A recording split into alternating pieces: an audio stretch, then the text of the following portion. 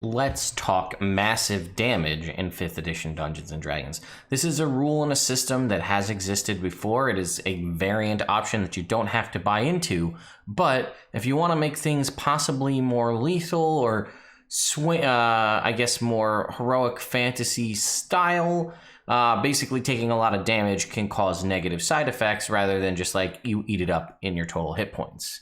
So if you want to see what that is, stay tuned.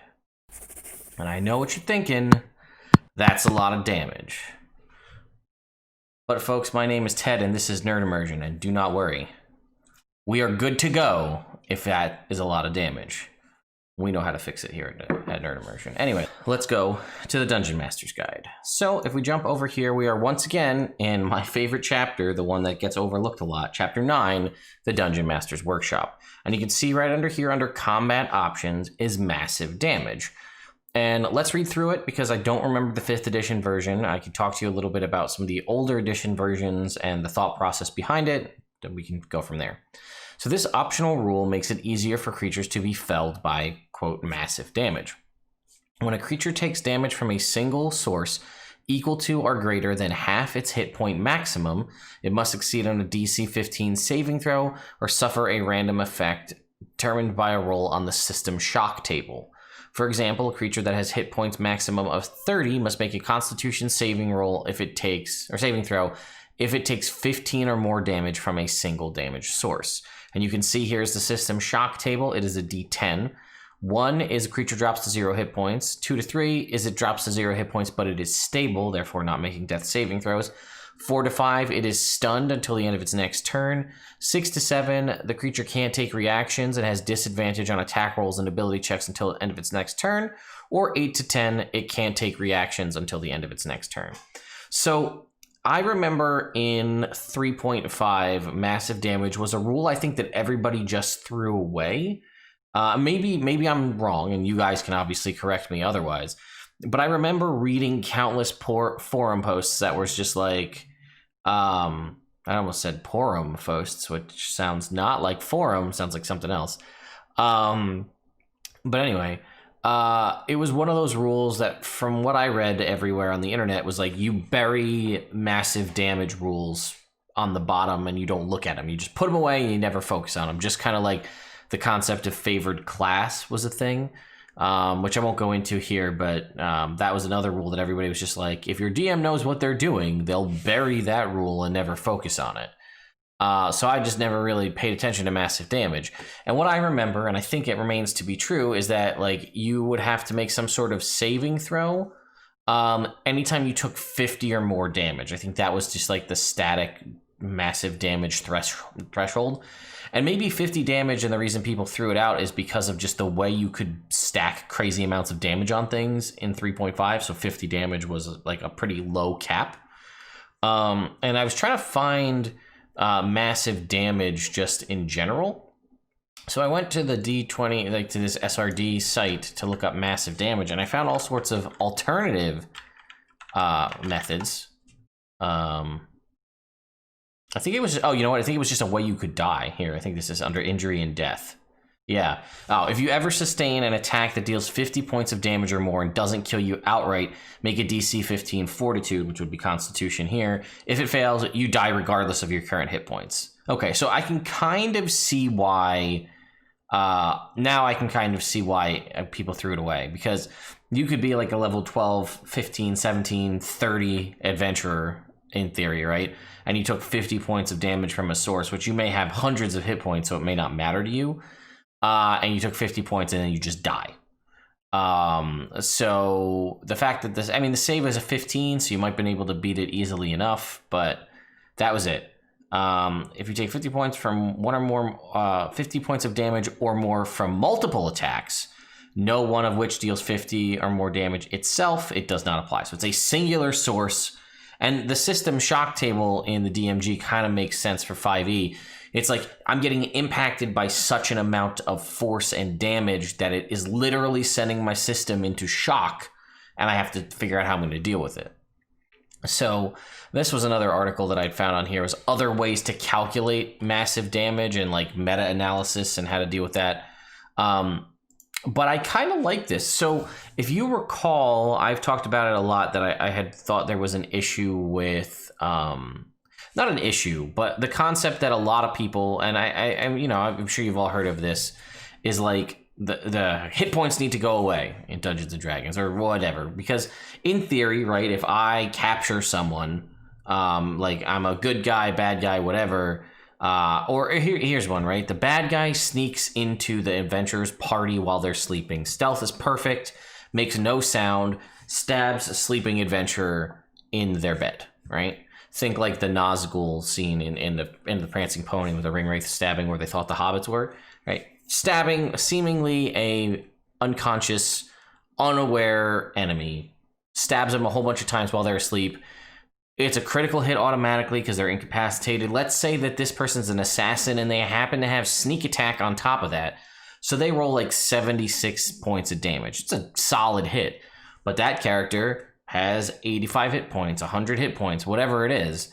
And like, by all means, I should have been able to kill them as the assassin sneaking into the room at night, killing the party.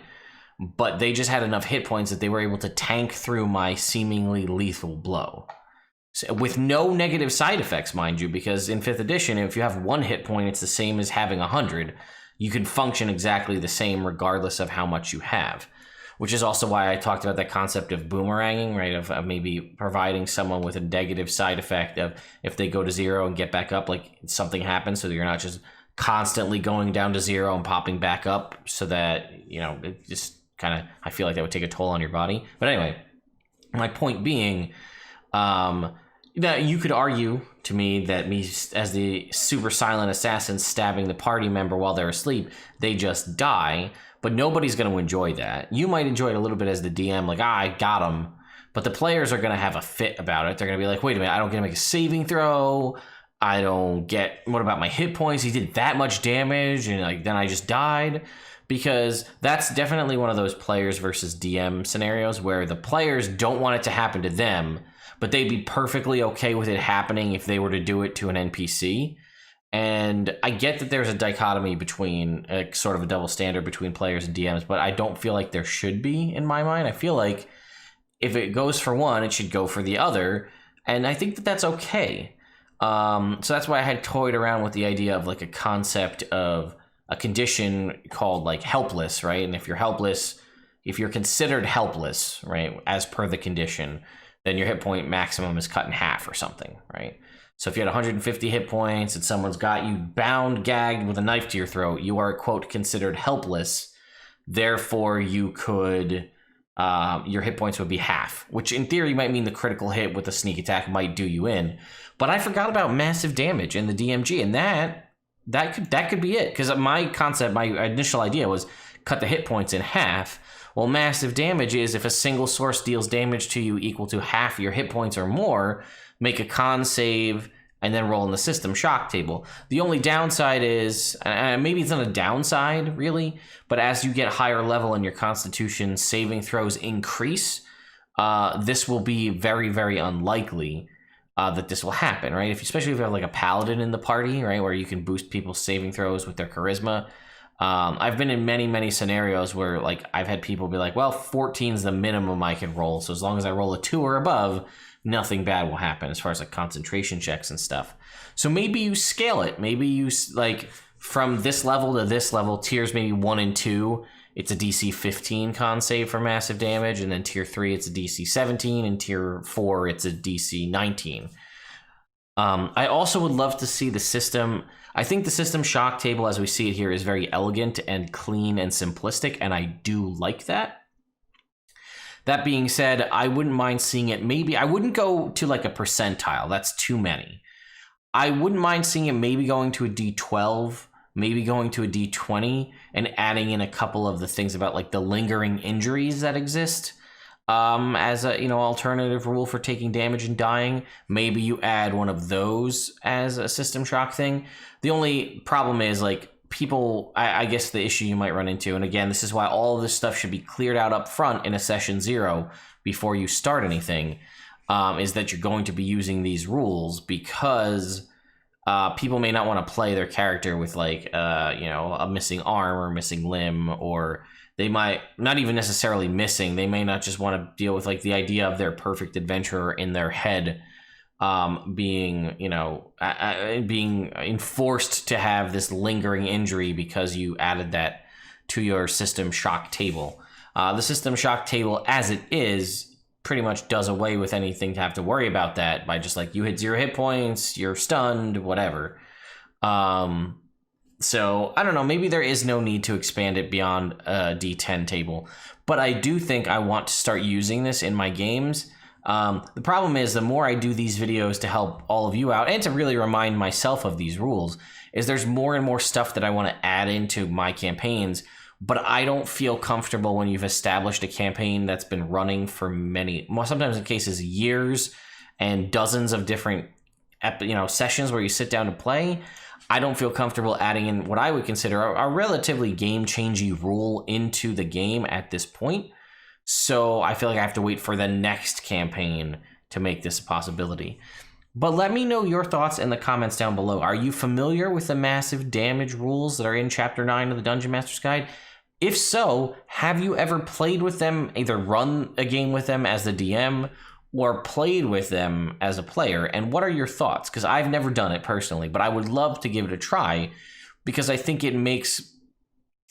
We've already talked about in future videos, in past videos, the fact that it's hard to die in 5th edition, and you can tank through things. Healing's very prevalent. You can do a lot of stuff, but if this whole idea of massive damage is something that you're going to be employing in your game, that may change the way things are played, and you might get that more gritty realism feel without being like as drastic as the gritty realism rules that are in the DMG. Let me know what your thoughts are in the comments. I'm extremely interested. If anyone's ever played with this, please let me know. Yeah. So thank you to my patrons over on Patreon for continuing to support the channel. And if you like this video and you haven't subscribed yet, please consider doing so. I'm trying to hit 50,000 by my birthday in July, which is July 12th. And only we together can make that dream a reality. Plus, the giveaway I'm going to do for it is going to be Crazy Town Banana Pants. Anyway, I'll see you all next time.